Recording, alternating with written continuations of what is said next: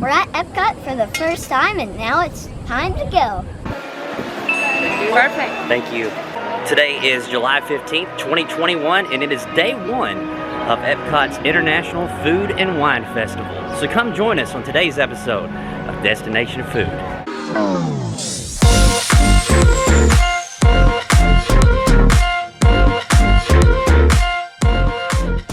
They are installing lights over the outside of Spaceship Earth for their 50th anniversary of Walt Disney World, which will be on October 1st of 2021.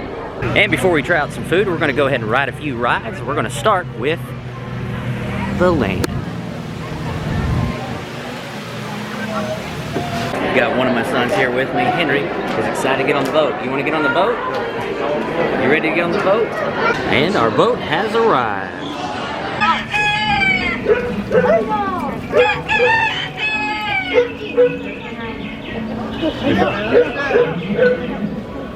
This kind of reminds me of Pauly Shore's movie Biodome that we're in right now.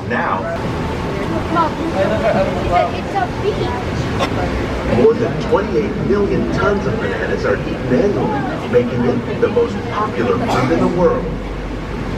Fruited pumpkin.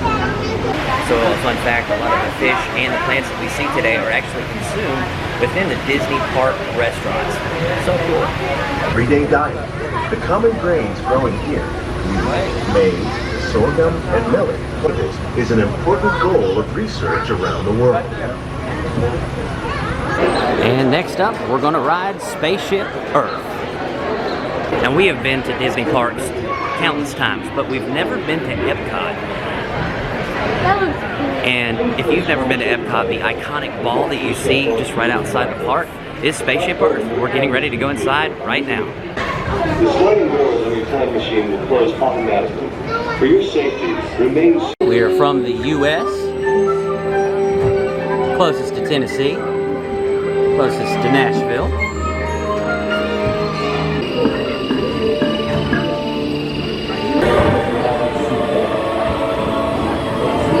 So we have the festival passport for the Food and Wine Festival today, which has all of the offerings to choose from. Welcome to the first day of Epcot's International Food and Wine Festival 2021. So our first meal of the day is here at the World Showcase, and we're going to eat at Mexico. And here are just some of the offerings they have available. Taco de ribeye. Different margarita offerings as well. Capriotada de chocolate. I'm going to try the ribeye taco. First offering here is the ribeye taco. This is the chilaquiles with chorizo. How is it? It's really good. Has a little bit of spice, but the sauce on the top and the chorizo, but the rest of it kind of balances it out. It's a little bit milder. All right, now I'm going to try the one that I absolutely cannot pronounce, but it looks good, it looks spicy, it looks like it has a lot of peppers. Here we go.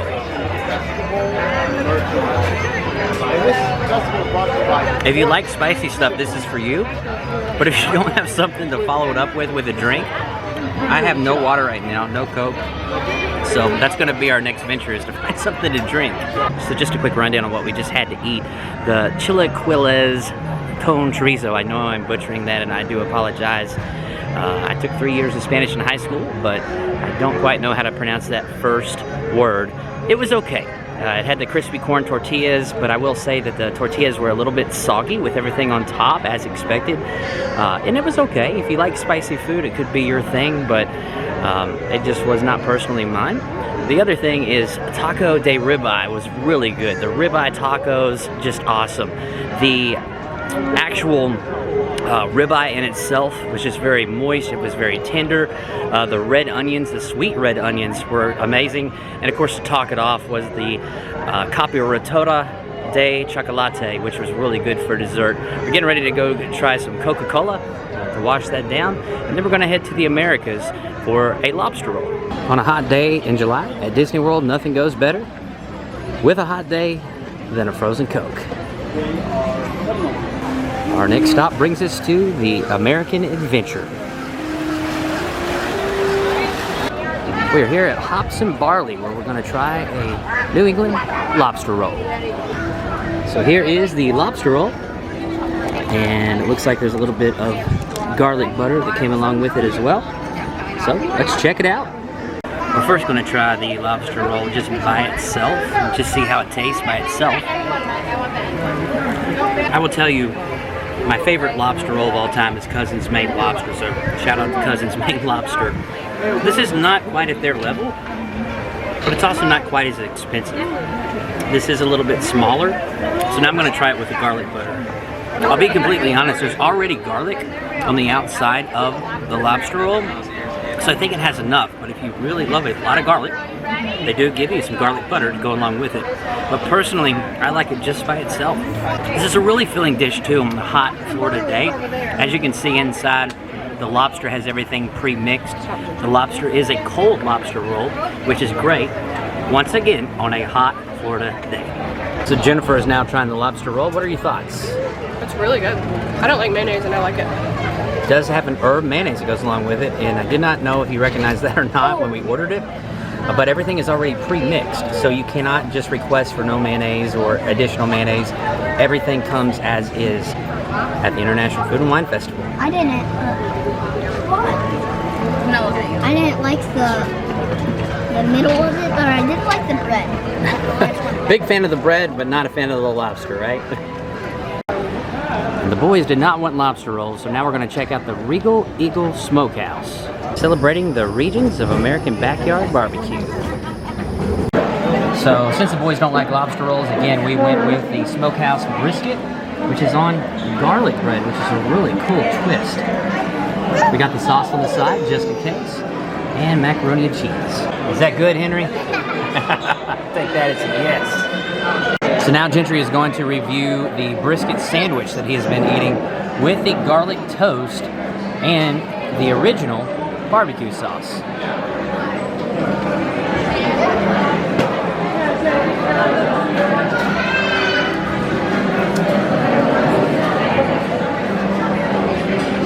I take that as it must be amazing. Is that correct? 2 thumbs up? Awesome. Give that a 10 out of 10. 10 out of 10, there we go.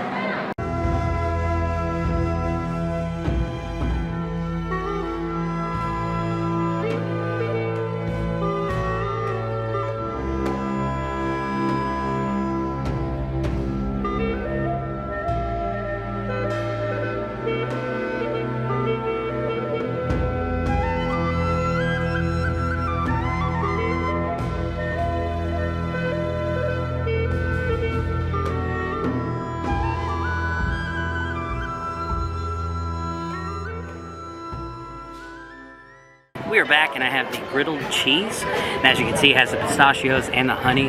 One thing that I do want to point out about the International Food and Wine Festival is, although this was $4.50, it's very small. It's simply a sampling.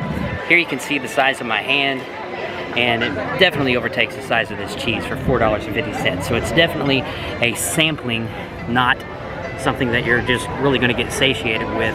But I will say that there's so many unique choices that are available here, and we can't wait to dive into this. My wife Jennifer and I have actually been to Greece, and we love the desserts that Greece has to offer, and we can't wait to try this because this is a new dish that we have never tried before. So here we go. So here's a close-up. You can see the pistachios on top, you can see the honey, and you can see the layer of cheese. It's a real thick bite.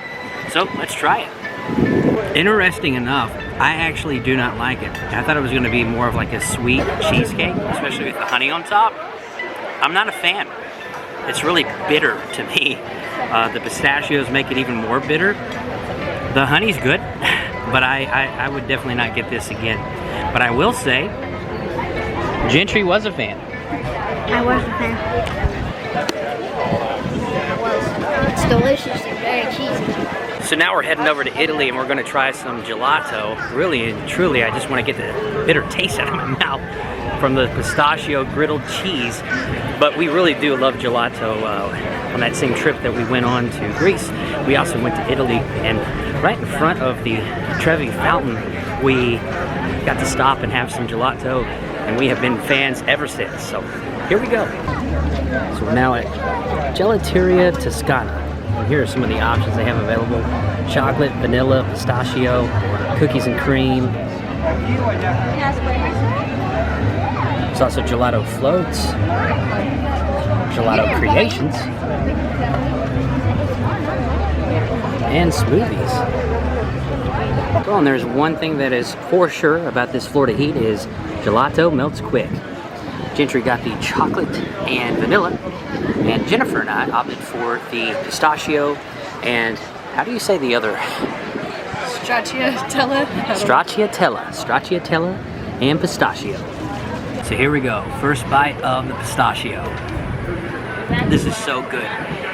Now I know it sounds weird because I said I was eating this to get the pistachio griddled cheese out of my mouth, but pistachio ice cream, trust me, is a lot better than pistachio griddled cheese. How's the chocolate and vanilla gelato? Very good. So there is a really good ice cream place here in the Orlando area called Twisty Treat, which we love to go to. And I often get the pistachio ice cream when I'm there. And I have to say I'm a big fan of the pistachio, tomato, the pistachio gelato, or as it's called here, gelati. And I think when we were actually at the Trevi Fountain in Italy, pistachio gelato is the same flavor that I got when we were at the Trevi Fountain. So Ratatouille will be opening in 2021, and Gentry is super stoked about it. Here's some of the menu offerings over here in France. Croissants, escargot, creme brulee, and beignets.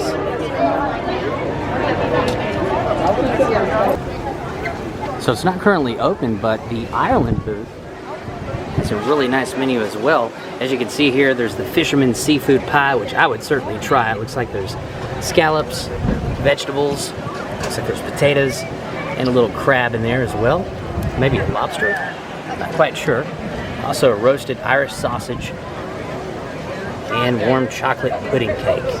All available options from Ireland.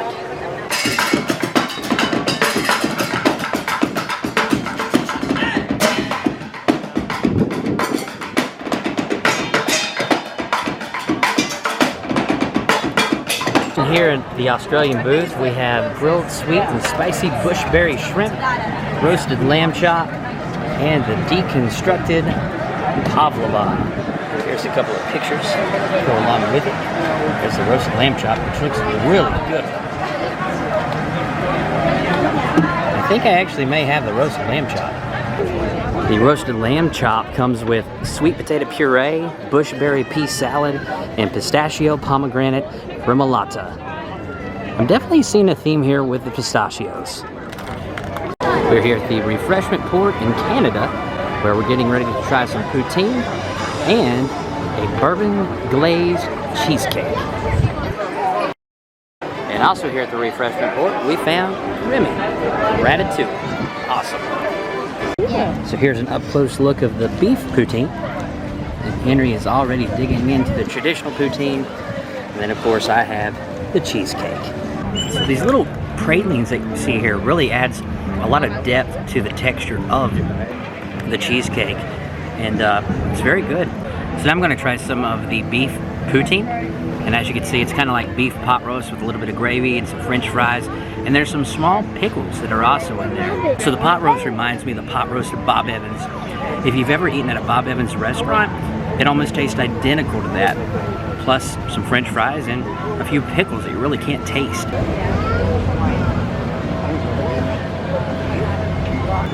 So what I thought was whipped cream, going back to the menu and looking at it again, it's whipped Boursin maple cheese. And it's actually quite complimentary to the cheesecake. And even though I'm used to and really accustomed to a graham cracker crust, this soft cake at the bottom is really light, it's fluffy, and it pairs well with the cheesecake. We're seeing all kinds of waterfowl today, including this little duck. Stop by to say hello. So we're coming back from the World Showcase right now. We're going to ride Journey. And I have to say, if you're coming to the 2021 International Food and Wine Festival here at Epcot, I highly recommend bringing an appetite. We didn't eat breakfast this morning in anticipation for eating a lot of food. And keep in mind, We did eat a lot of food, don't get me wrong, but they are sample sizes, and the benefit of the sample sizes is you are able to eat quite a lot of food throughout the day before getting full.